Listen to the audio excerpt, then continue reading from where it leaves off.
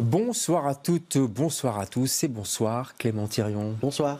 On est ravis de vous avoir ce soir sur le plateau. 3 questions pour commencer, si vous êtes d'accord. Oui. Si vous étiez un sentiment, Clément, vous seriez lequel? Un sentiment. La mélancolie. Ah oui, Ouais. c'est beau, c'est un beau sentiment. Si vous étiez le titre d'un roman? Allez, ça rame là. Moi, ma vie, ma mort, je sais pas. Quelque chose comme ça, ouais. Non. C'est joyeux. Et si vous étiez un fait divers? Un fait divers tragique. Ah bah oui, ça, sinon ça n'a pas d'intérêt. C'est dans le propos du spectacle dont je viens parler. Je dirais un fait divers, oui, un fait divers tragique. Une tornade.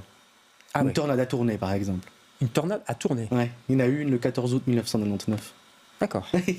On salue les Tournaisiens. On va essayer maintenant de mieux vous connaître. Clément Thirion, vous êtes l'invité de LCR ce soir.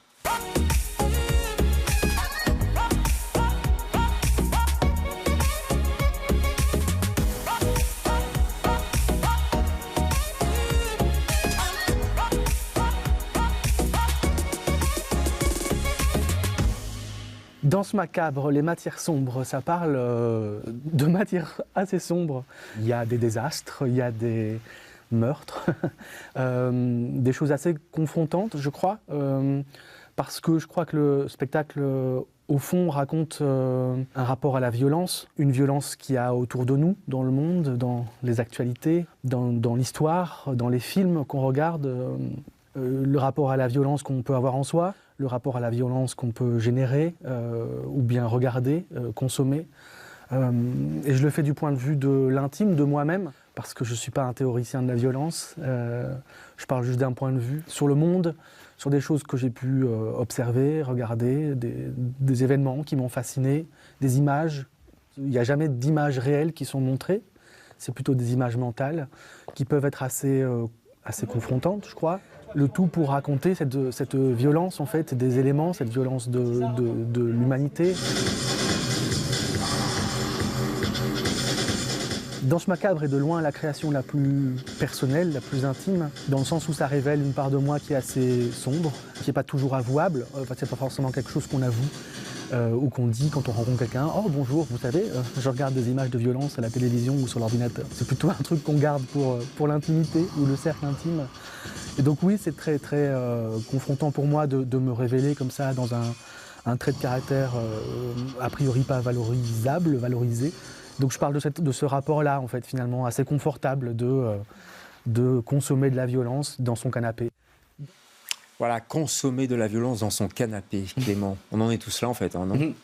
Quelque part. Ça nous concerne tous. C'est ça aussi qui est fort dans ce spectacle, je trouve, c'est que vous parlez de vous, c'est votre vision, vous avez parlé de l'intime, là, mais c'est nous tous, en fait.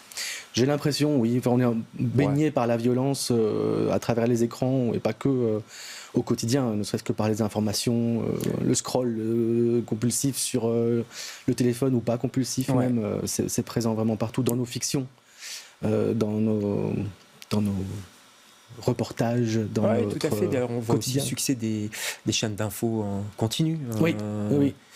On n'en parlait pas de ces chaînes-là il y a plus de 10 ans, je crois. Hein. Maintenant, c'est incroyable, quoi. Oui, le flux continu d'informations, de violences, de drames humains que beaucoup de gens consomment à différentes échelles. Ouais. Et on s'habitue aussi. C'est ça qui est dingue. Voilà. Bon, il y a certaines choses auxquelles on ne s'habitue pas. J'ai fait des expériences dans le cadre de cette création d'aller voir jusqu'où je pouvais aller. Ouais. Et j'en parle avec beaucoup de gens qui la limitent parfois jusqu'où on peut aller. Et voilà, j'ai testé un jour, j'ai franchi ma limite. Je suis allé plus loin que ce que je pouvais voir. C'est quoi la limite, Clément, pour vous? Parce que j'ai l'impression que vous n'avez pas de limite, justement. Oh, j'en ai. Je ne vais pas décrire précisément ce que j'ai été regarder, mais j'ai pu voir des images que j'aurais préféré ne pas voir. Et j'ai constaté que, oui, limite j'en avais une. Et voilà, ces images m'ont hanté pendant des mois, m'ont dégoûté.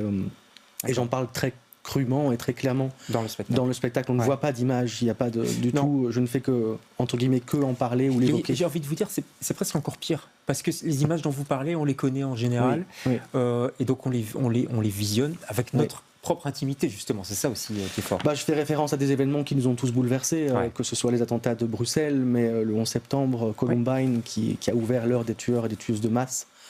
Voilà, c'est des choses qui sont inscrites en fait dans nos fictions et aussi en fait dans notre inconscient, dans notre imaginaire et dans nos corps. En tout cas, moi, c'est comme ça que je l'envisage. Dans mon corps, je parle de moi pour essayer de parler de tout le monde, d'un maximum de gens. Ouais. Ouais. On va au théâtre voir votre spectacle. Et puis on rentre chez soi, on ne peut pas s'empêcher de penser, si on allume la radio, etc., ce qui se passe pour l'instant, que ce soit en Ukraine, mais par exemple à Gaza, où les images sont catastrophiques, dans le sud Liban aussi maintenant. Donc il y a une espèce de vertige, quoi. Vous voyez ce que je veux dire? Tout à fait, il y a cette mise en spectacle de l'information. Bon, après, le spectacle ne parle pas de guerre, ne parle pas de ces conflits qui sont en fait volontairement... C'est pas un spectacle politique, hein. Enfin, pas directement politique. Tout est politique, évidemment, oui, mais non, je ne parle pas de... Vous ne prenez pas de parti. En fait, je me dénonce moi-même, quelque part. C'est pas du tout moralisateur. Bon, il y a beaucoup d'humour, il y a beaucoup d'autodérision aussi. Oui, ça commence. Enfin, le spectacle, je me joue de moi-même, de mon corps. Ouais, on peut voir quelques photos d'ailleurs. Vous bougez énormément. C'est une danse. C'est comme une danse macabre. C'est le titre. Pour moi, c'est une danse théâtrale, c'est-à-dire qu'en fait, c'est une succession de fragments très disparates, très différents les uns des autres. On passe en cut, on va dire, d'une séquence à une autre. Et pour moi, l'enjeu est de voir mon corps traverser en fait ces choses très différentes qui n'ont pas forcément de lien les unes avec les autres, sauf le lien que je fais et que je propose aux spectateuristes à travers une parole d'auteur qui est mise à nu. Ouais. Vous l'avez depuis combien de temps en tête, l'idée de ce spectacle? Depuis longtemps, j'ai l'impression. Très longtemps. J'ai toujours voulu la question de l'apocalypse, de la destruction du monde traîner dans ma tête depuis longtemps. Et puis en fait, c'est la concomitance des attentats de Bruxelles, d'une rupture personnelle, amoureuse, et aussi de cette série Air Crash Investigation dont je parle dans le spectacle, qui en fait se base sur des crashs aériens réels pour en faire des épisodes où on comprend les causes du drame. Et j'ai commencé à me questionner sur toute cette violence qu'il y avait autour de nous, qu'on subissait, mais que je consommais. Et puis cette danse macabre, l'œuvre symphonique de Camille Saint-Saëns, où il fait avec la mort et un sabbat de squelette, il en fait une œuvre symphonique très belle, donc il fait de la beauté avec de l'horreur quelque part. Et donc ce travail sur la beauté et l'horreur, leur relation, je me suis questionné, j'ai fait 2 ans de recherche pour me dire, tiens, est-ce qu'il y a un objet scénique quelque part intéressant à sortir de tout ça, et à un moment j'ai estimé que oui. Mais c'est bien que vous dites objet scénique parce que tout se passe pas chez vous dans votre canapé mais sur scène devant un public. On est au studio Varia, donc c'est la salle qui est dans l'autre rue, près du Varia évidemment, près de la rue du Sceptre. Je ne sais plus le nom de la rue du studio, mais peu importe. C'est rue Gray, 154 rue Gray. En bas, oui. À côté de la piscine. On vient vous chercher.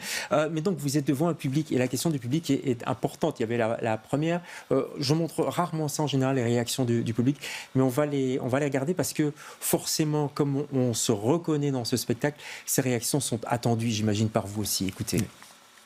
Le travail technique est génial, la mise en scène est géniale, et tu sens qu'il y a un vrai travail corporel derrière. Je pense avec des amis ici, on se rend compte que c'est un spectacle qui demande un certain temps de décantation, qui nous ramène à nous-mêmes, mais après le spectacle. On parle de sujets, de gros sujets, des grosses tueries de masse et tout. Je trouvais ça hyper drôle et c'était pas de l'humour mal placé par rapport au sujet. Beaucoup aimé parce que j'avais déjà vu ce spectacle Norman, c'est normal à une lettre près. Et on retrouve son sarcasme un peu dans la façon dont il traite les choses, sur 2 sujets qui n'ont rien à voir en plus. C'est bien amené, c'est bien fait, encore une fois, le tenir sur 1h40 à lui tout seul, c'est incroyable.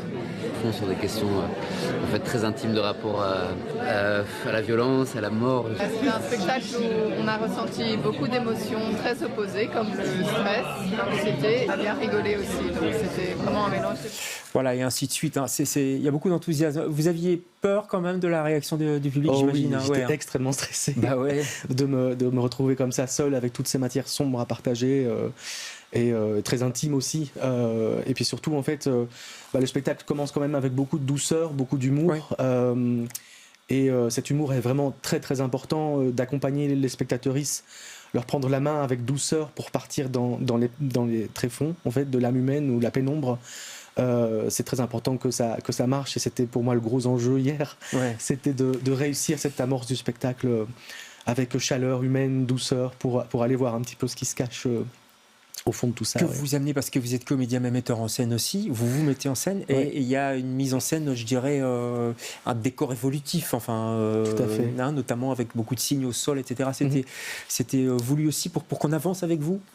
Tout ça c'est mis un peu, c'est un peu trouvé de soi-même. Donc j'ai écrit le spectacle, je le mets en scène, je le joue, je le chorégraphie, je le danse. J'ai fait la création sonore, pas les éclairages. D'accord, ok. Mais bon, c'est des premières ébauches de décors qui sont restées jusqu'au bout. Je travaille avec un duo, Saskia Louart et Catherine Byton, depuis 14 ans maintenant. D'accord. Et ensemble, on a créé vraiment un décor, évolutif, enfantin, en carton. Quasi tout est recyclé ou recyclable. Le sol aussi, on l'a recyclé d'un autre spectacle. Merci beaucoup à la personne qui se reconnaîtra. Et pour vraiment créer une sorte de fabrique d'imaginaire au plateau. Donc toutes les images sont créées au plateau, donc il n'y a pas d'image extérieure. Tous les effets sont créés sur scène. Et un peu comme un enfant qui joue dans un grenier avec des caisses, qui met la musique, qui va chercher un disque de papa, qui met, je sais pas, il y a Björk par exemple, voilà, c'est ça un peu. Oui. C'est la première fois que je mets Björk, je suis un grand fan dans un spectacle, j'ai résisté jusque-là, mais là c'est tellement intime, ça parle tellement de moi que ça faisait sens, surtout cette chanson-là, elle s'appelle Hyper Ballade, qui parle quand même d'une relation à l'obscurité et à l'autodestruction dans un truc pop sucré. Il y aura un avant et un après Danse Macabre dans votre carrière, pour vous? Oui, je crois, c'est un grand écart artistique avec le spectacle Norman, c'est comme Norman à une lettre près dont on parlait juste avant, qui est un un pour le jeune public, mais toute la famille, très joyeux, très feel good, happy end. C'est pas du feel good ici. Je crois qu'on termine quand même sur une note humoristique avec un gros bisou, mais c'est un grand écart qui est assez vertigineux pour moi de partir sur un spectacle qui va diviser beaucoup le public. Attention, parce que la mort, elle fait des bisous aussi. Elle fait des gros bisous. Tout le monde en fait. Je rappelle les dates. C'est jusqu'au 19 octobre. On avance. On est en octobre, David Courrier. 19 octobre au Petit Varia. Et puis, vous allez enchaîner avec Mons-Mars. Le Mars à Mons. Mars à Mons, oui. C'est pas en mars, c'est en novembre. Sur Mars à Mons, le 12, le 13 et le 14. Allez voir ce spectacle, parce que si vous en sortez transformés, nous aussi. Ça s'appelle Danse Macabre. Et puis il y a un sous-titre. Les matières sombres. Qui est important. Les matières sombres. Merci Clément. Merci beaucoup. Passé chez nous. Merci avec plaisir. On se retrouve nous demain avec d'autres invités. Bonsoir.